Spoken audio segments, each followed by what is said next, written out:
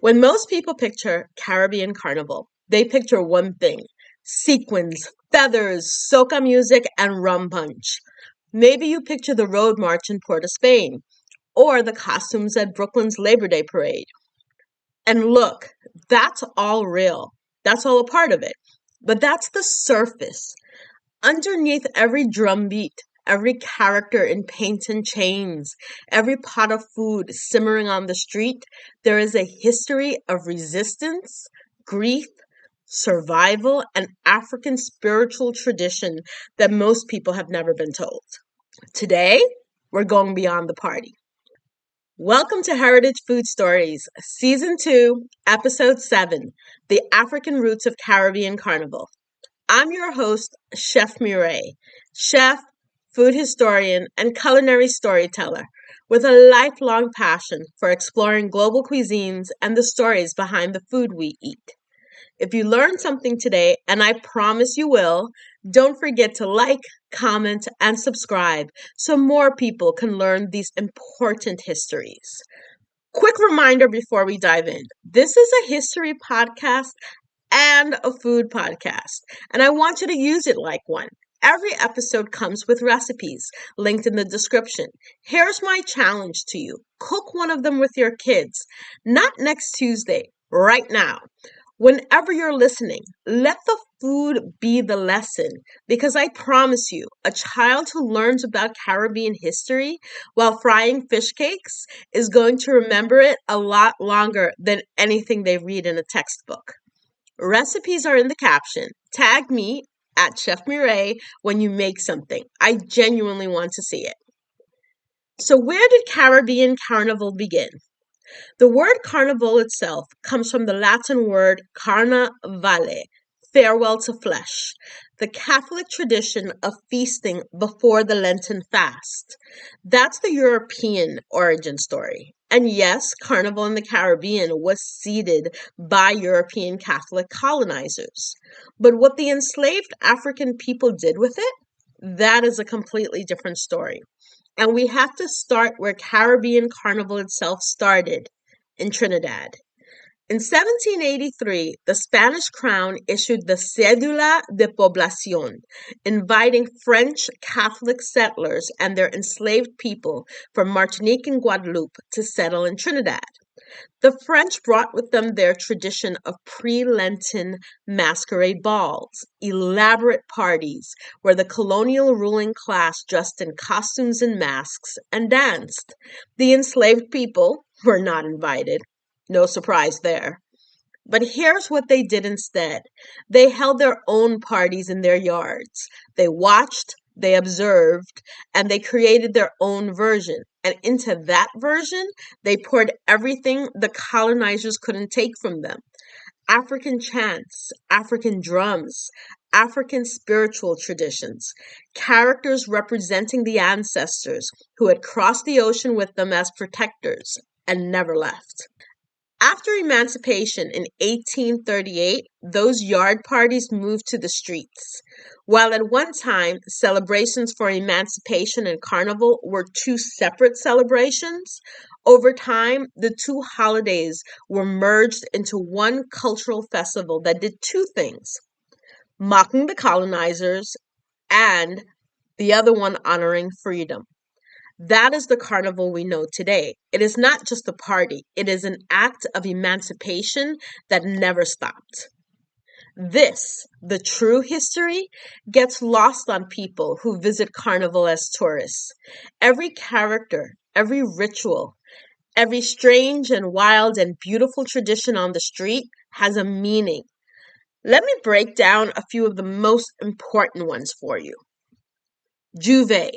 Juve is French for daybreak. Ju ouvert, the opening of the day.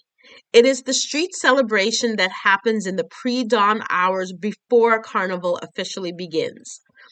And it is the oldest and most African of all the Carnival traditions. Here's where it came from.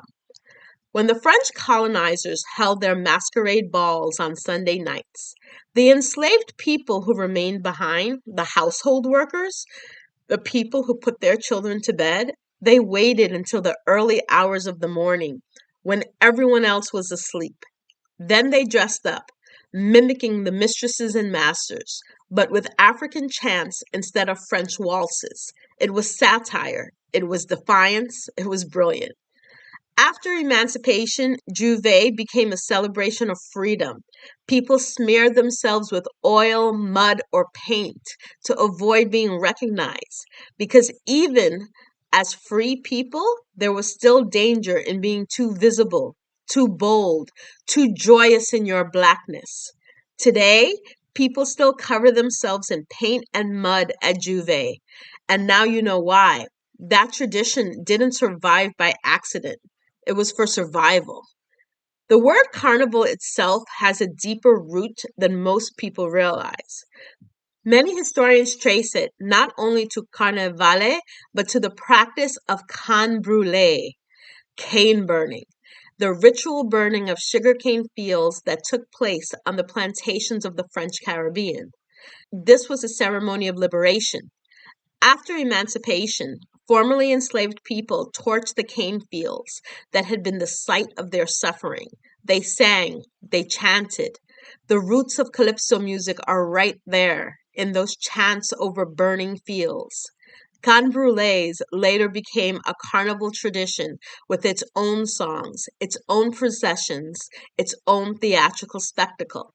The 1881 Can Brûlé riots in Trinidad, when authorities tried to suppress the Can Brûlé's procession and the people refused, tells you everything you need to know about how seriously the community took the right to honor this tradition. That resistance is part of the DNA of Trinidad Carnival. Jab Jab.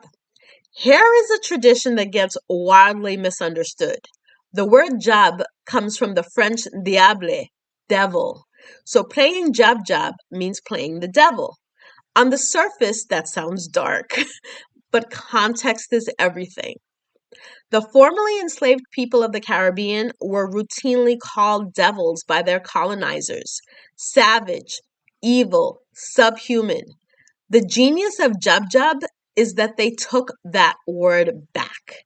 They played the devil on purpose, covered in oil and chains, wielding whips, and made it a celebration of survival. In Grenada, especially, Jub Jub is covered in black molasses or engine oil, wears horns and chains, and the imagery is a direct tribute to the evils of chattel slavery. Wearing the scars of the past as a costume of power, it is one of the most radical acts of cultural reclamation in the entire African diaspora.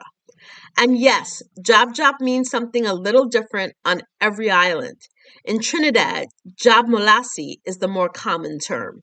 And over time, the tradition also incorporated Indo-Caribbean influence, reflecting the complexity of that island's indentured labor history post-emancipation. Same name, different layers depending on where you stand. Moko Jumbie. If you've ever seen a stilt walker at Carnival, sometimes towering 15, 20 feet above the crowd on stilts, that is a Moko Jumbie, and they are one of the most spiritually significant characters in the entire tradition. Moko is a West African, specifically Yoruba word for a spirit or god. Jumbi is a Caribbean word for a ghost. Moko Jumbies are spirit dancers that originated in West Africa and traveled across the Atlantic with the enslaved people. They are the ancestors who crossed the water, elevated above the crowd so they can see over the living world. They walk alongside you at Carnival as protectors. The earliest recorded Moko Jumbie appearance in the Caribbean dates to 1791 in St. Thomas, which tells you these were among the very first African traditions to be transplanted and preserved in the region. Across different islands, they go by different names. Bois in the Eastern Caribbean, Mother Sally in Guyana, Tiltman in Barbados. But the spiritual meaning is the same everywhere. Those stilts are not a performance trick. They are a statement about the presence of the ancestors. Sensei of Dominica. Dominica's masquerade character Sensei is one I love explaining because the etymology alone is a whole history lesson. The word sensei comes from the Ghanaian Twi language, sense, meaning ruffled. This character, who wears a costume covered in layers of shredded fabric, raffia, and material that moves and rustles as they walk, directly represents a Ghanaian feathered spirit.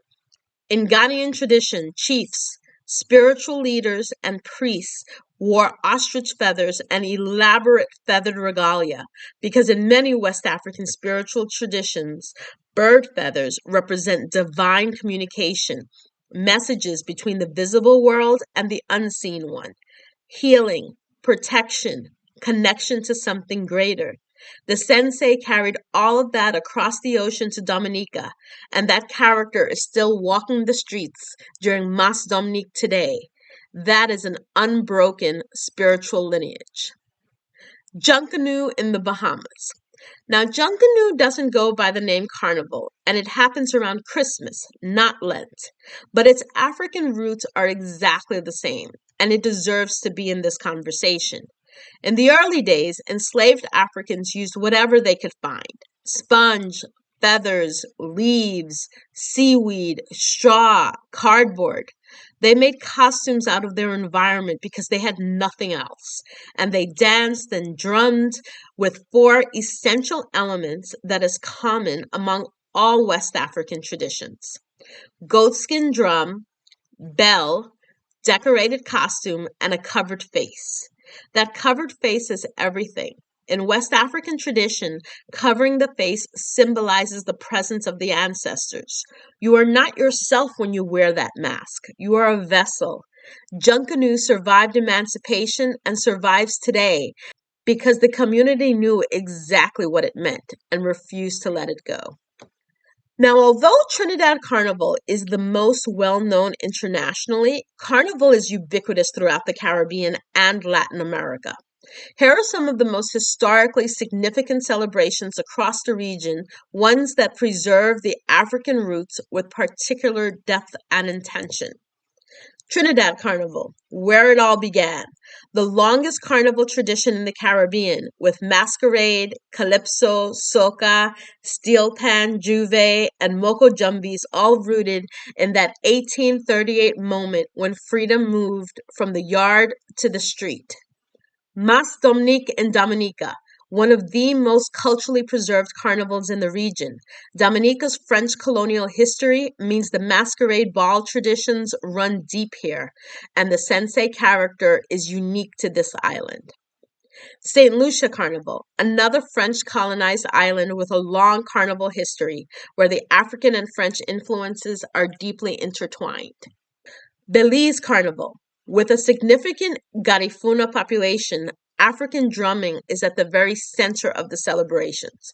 If you missed the previous episode on the Afro-Indigenous Garifuna people, go back and check that one out. I will be linking it in the description. It connects directly to what we're talking about today.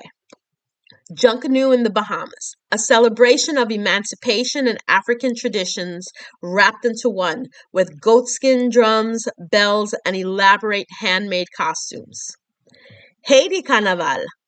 Given Haiti's history with voodoo, the Kanaval tradition has deep connections to the Iwa, the spiritual intermediaries. Papa Legba, who guards the crossroads between the human and spirit worlds, is honored during this time. Rara music, with its distinctive processional sound, is the heartbeat of the Haitian street celebration, and it is unlike anything else in the Caribbean. Cuba's Afro-Cuban spiritual tradition of Santeria brings similar ancestral energy to their carnival. Elegua, the Santeria equivalent of a crossroads guardian, echoes the role of Papa Legba in Haiti. Both traditions remind us that carnival was always as much about spirit as it was about celebration. Crop over in Barbados, unique among Caribbean carnivals because it is not tied to Lent at all. It is a harvest festival rooted in the annual sugarcane harvest. The connection to the land and to the labor that was extracted from African bodies is at the heart of this one. There's also spice mas in Grenada and sugar mas in St. Kitts and Nevis. Also, land-based celebrations tying the festival to what the earth produces and what that production cost. Now's my favorite part, the food. Here are the carnival foods you should eat and cook. Recipe links will be in the description. What would carnival be without the food? These are the popular street foods designed to be eaten on the move, handheld, bold, satisfying, and layered with the same history we've been talking about. Doubles in Trinidad. One of the greatest street foods of the world. Although the fillings can vary, the most traditional version is made of curry chickpeas stuffed between two pieces of fried dough called bara and garnished with pepper sauce, tamarind sauce, and chandin beni sauce made from culantro. The curried filling tells you exactly where it comes from. The Indo-Caribbean community who arrived in Trinidad as indentured servants after emancipation. Doubles is a dish that holds two histories at once. Fish cakes. Every Caribbean island makes their own version, transcending all of the carnival celebrations, and all of them are made with salt cod, bacalao in the Spanish Caribbean, mori in the French islands. Salt cod was a colonial trade good shipped from the North Atlantic as cheap protein for the enslaved. That the African Caribbean people transformed it into something this delicious is its own form of resistance. In the Spanish Caribbean, you'll find them called bacalitos. In Haiti and across the French islands, they take a slightly different form. Same fish, a dozen different interpretations. Beignets in the French Caribbean. Beignets in the French Caribbean are not the same as New Orleans beignets, though they share a lineage. In Haiti, banana beignet is the version you'll find, sweet, made with mashed banana, fried to order. In Guadeloupe, the traditional version is made with orange and vanilla, although the recipe I have linked below is my own twist, made with blood orange juice and served with a blood orange and ginger compote. These fried doughs appear across the African diaspora in countless forms, from Haitian beignet to New Orleans beignets, all tracing back to the fried dough traditions of West Africa. Meat patties. Every island has one. In Haiti, there are two. The deep-fried pâté codé, wrapped in short pastry, and a baked version wrapped in puff pastry. In the Dutch Caribbean, you'll find the pastéchi, stuffed with cheese, tuna, or meat. The pastry varies, the filling varies, but the concept is the same everywhere. Portable, filling, and flavorful. Perfect for carnival. Pudding and sauce in Barbados, a Bajan combination that is deeply specific to this island. Sauce is a pork, slow cooked in a spiced acidic broth, vinegary, with cucumber, onion, and hot pepper. It's served alongside steamed sweet potato pudding, seasoned with herbs and spices. This is a dish born of necessity, using the parts of the pig that the enslaved people were given, and transformed into something layered and complex, very common during crop over season. Conch.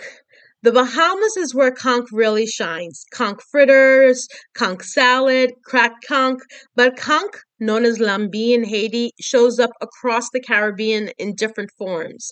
In Grenada, you'll find lambi sauce. Conch is a creature of the sea that sustained Caribbean communities for centuries before it became a culinary icon. Fish cutters in Barbados. Now, flying fish is part of Barbados's national identity. It's the fish half of the national dish, cuckoo and flying fish. But during crop over, you'll find flying fish stuffed into a Bajan salt bread with lettuce, tomato, and pepper sauce. That sandwich is called a fish cutter and is one of the great street sandwiches of the Caribbean. Breadfruit. Breadfruit is one of the most versatile and important foods in the Caribbean, and it shows up at Carnival in different forms on different islands. Roasted whole over a fire, fried into fritters like the breadfruit puffs of Dominica, stuffed and fried as in Haitian lamb véritable. Breadfruit was introduced to the Caribbean deliberately as a cheap, calorie-dense food source for enslaved people. Ironically, the people who had no choice but to eat it became the ones who cooked it into many different extraordinary interpretations. Stuffed Christophine and Dominica. While most of the Caribbean calls this vegetable chayote, chocho, or merliton, Dominica calls it Christophine. The Dominica way of doing it for Mas Dominique season is to scoop it out, mix the flesh with aromatics, meat, and vegetables, stuff it back in the shell, top it with breadcrumbs and cheese, and bake until golden and bubbling. Simple, delicious, and deeply tied to place. Stuffed crabback. Popular in Grenada and St. Lucia especially, crab meat is picked, seasoned with aromatics and spices, packed back into the shell, and roasted or grilled. The message is simple: honor the ingredient, waste nothing. Pilau, a one-pot rice dish made with meat and vegetables infused with aromatics and typically colored with burnt brown sugar. It exists across Trinidad, Dominica, the Dutch Caribbean, and beyond, with each island's version reflecting local taste and available ingredients. Pilau is a carnival dish because it feeds crowds, it holds flavor, and it fills you up before you hit the road. Bacon saltfish or boquet. Called bacon Trinidad, Johnny cake elsewhere, and boquet in Martinique and Guadeloupe. It is fried dough stuffed with seasoned salt cod. This is morning food, Juve food. The thing you eat at 5 a.m. when you've been in the street for hours. The boquet in Martinique and Guadeloupe is its own specific thing. Bigger, more substantial, a full meal. And if you ever find yourself on either of those islands during carnival season, eat one immediately. Oil down in Grenada. Grenada's national dish and the soul of spice mas. Breadfruit, salt meat, kalaloo, and dumplings cooked down in coconut milk in a massive communal cauldron until the coconut milk is fully absorbed. That's where the name comes from. During Spice Mas, oil down is everywhere, bubbling over in pots on the side of the road, feeding everyone who passes. It is the ultimate communal dish, and eating it at this time feels like exactly what it is, a community feeding itself in celebration of its own survival. If you ever have the opportunity to go to any of these carnival celebrations in the Caribbean or in the diaspora, whether that's Brooklyn, London, or Toronto, go looking for what's underneath the music and the costumes. Listen for the African drum beat in the steel pan rhythm. Watch the Moko Jumbie walking above the crowd and remember that is an ancestor. Taste the oil down and the doubles and the fish cakes, and know that every single one of those recipes is a story of people who survived something devastating and choose every year to celebrate. In every bowl of pilau, in every drum beat, in every Juve dawn, that history is still there. That is the real carnival. Thanks for tuning in. Full articles, free recipes, and resources are linked in the show notes. For deeper dives and subscriber-only recipes, upgrade to a paid Substack subscription. And if you're hungry for more, over 1,000 recipes from around the world are waiting at globalkitchentravels.com. Come find me on Facebook, Instagram, and TikTok at Chef Mireille. That's where I'm most active. And for podcast updates specifically, follow at Heritage Food Stories on TikTok. I'm Chef Mireille. See you in the next episode.